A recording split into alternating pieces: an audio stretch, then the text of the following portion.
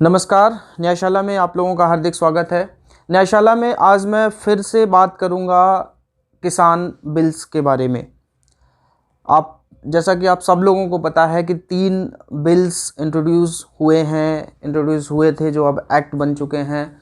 2 bill बने हैं, एक अमेंडमेंट हुआ है। तो जो अमेंडमेंट हुआ है मैं आज उसी एक्ट की बात करूंगा।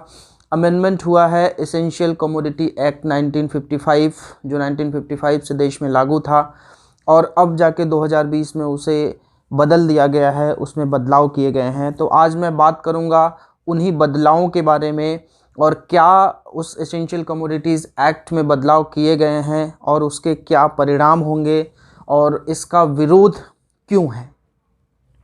सबसे पहले मैं बात करूंगा कि ये एसेंशियल कमोडिटी एक्ट था क्या। आपको मैं बताऊं कि आपने पुरानी मूवीज़ देखी होंगी। जब आप देखते होंगे कि कोई लाला जी होते थे और लाला जी जो चावल और गेहूं की जो मात्राएं होती थी वो अपने यहाँ स्टोर कर लेते थे और लोगों को नहीं देते थे। लोग परेशान होते थे, लोग आते थे कि भाई हमको लाला जी गेहूं दे दीजिए। लाला जी गेहूं नहीं देते थे, वो स्टोर करके रखते थे 2-4 दिन, जिससे कि दाम बढ़ जाएं और दाम बढ़ने के बाद वो उसको औने पौने दाम में लोगों को बेचें।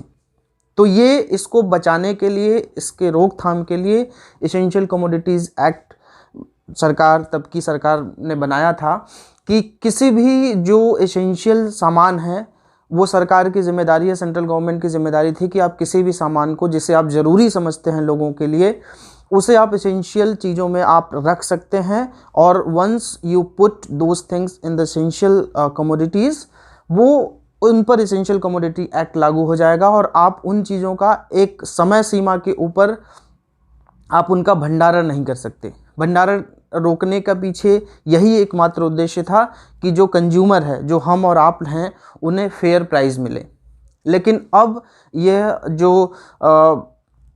जो बैरियर था वो बैरियर हटा दिया गया है। अब पहले लाला जी होते थे जो दुकान पे लाला जी एक गोदाम में अपना 100 बोरी 200 बोरी भंडारण रखते थे।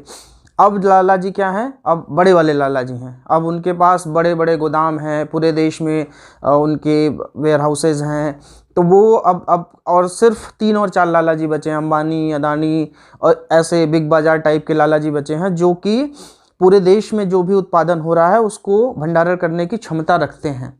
तो आप सोचिए कि क्या स्थिति होगी कब, जब तक कि ये लोग सारा भंडारण कर लेंगे और फिर इनको जैसा मन होगा वैसे वो उनको बेचेंगे। आप उस स्थिति के बारे में सोचिए कि एक स्थिति ऐसी बनेगी जब, क्योंकि ना खरीदने की कोई लिमिट है, आप कितना भी खरीद सकते हैं, कितना भी भंडारण कर सकते हैं, और उसके बाद ना ही कोई इसका एमआरपी निश्चित होगा। जो मैक्सिमम रिटेल प्राइस था कि इतने पहले जो एसेंशियल कमोडिटी एक्ट में था कि ये इसका मैक्सिमम प्राइस होगा और इसके ऊपर आप नहीं बेच सकते। लेकिन एक बार जब उन्होंने भंडारण कर लिया, एक बार उनके पास जब चीज़ें हैं, तो वो अपने हिसाब से या तो गवर्नमेंट खरीदेगी, गवर्नमेंट खरीद के हमको कम दाम में बेचेगी, या फिर डायरेक्ट अगर हम उनसे खरीदेंगे तो हम महंगे दामों में खरीदेंगे। इसमें फ़ायदा किसका होगा? सिर्फ लाला जी का।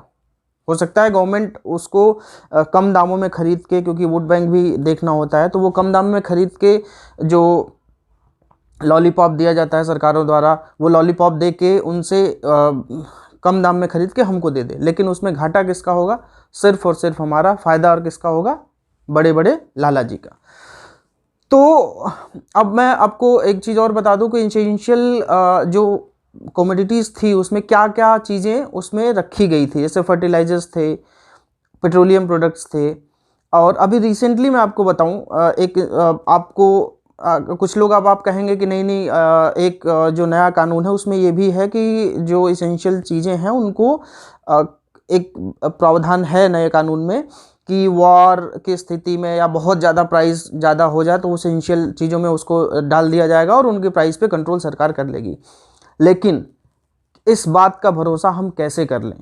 अभी अभी मैं आपको रीसेंट बात बताता हूँ। 14 मार्च 2020 को जब कोविड का भयंकर काल शुरू होने वाला था इंडिया में, तब मास्क और सैनिटाइज़र को एसेंशियल कमोडिटीज़ में डाल दिया गया। ठीक है, उन पे ये कह दिया गया कि इनकी एक कैपिंग होगी, इनसे ऊपर आप दाम, इसके ऊपर आप जो है इसके ऊपर दामों में आप बेच नहीं सकते। लेकिन 1 जुलाई 2020 तक आते आते उनको इसेंशियल कमोडिटीज़ से हटा दिया गया। उसके बाद वो जो भी सेलर्स हैं उनको फ्री कर दिया गया कि आप कितने भी दाम पे इसको बेच सकते हैं। तो जबकि कोविड का काल अभी भी चल रहा है, कोविड अभी भी लोगों को मास्क और सैनिटाइज़र की ज़रूरत है। मास्क बहुत सारी जगहों पे मैंडेटरी है, लगभग सब राज्यों में मैंडेटरी है। कहीं 2000, कहीं 500, कहीं 100 रुपये का फ़ाइन है। आपको मास्क लगाना ही लगाना है, ना चाहते हुए भी लगाना है। सैनिटाइज़र आपको लगाना ही लगाना है। लेकिन फिर भी इसको एसेंशियल में से 1 जुलाई 2020 को निकाल दिया गया।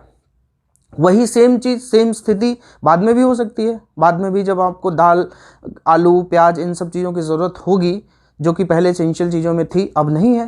तो जब आपको ज़रूरत होगी, जब आपको आज ही जब ये हैं, तब आपको 100 रुपये, 150 रुपये किलो प्याज कभी कभार हो जाता है और आपको ख़रीदना पड़ता है।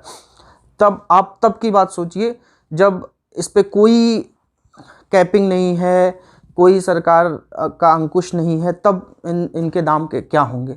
तो यही विरोध है किसानों का, यही विरोध है जो अर्थशास्त्री हैं, जो देश के बारे में सोच रहे हैं कि ये बदलाव हुआ है एसेंशियल कमोडिटी एक्ट का, वो बदलाव सरकार वापस ले। मैंने पहले सेशंस में तीनों बिलों के बारे में मोटा मोटी बात मैंने कही थी। अब मैं तीनों बिल्स के बारे में मैं एक्सप्लेन में बात करूंगा। आज मैंने जैसे एसेंशियल कमोडिटी एक्ट की बात करी, आगे आने वाले सत्रों में मैं 2 और जो बिल्स हैं उनके बारे में भी बात करूंगा। आज के सेशन में बस इतना ही। अन्य लीगल जानकारियों के लिए, अन्य लीगल अपडेट्स के लिए आप इस चैनल को सब्सक्राइब कर आप इससे जुड़ सकते हैं। आप लोगों का इसी तरीके से प्यार मिलता रहे। धन्यवाद।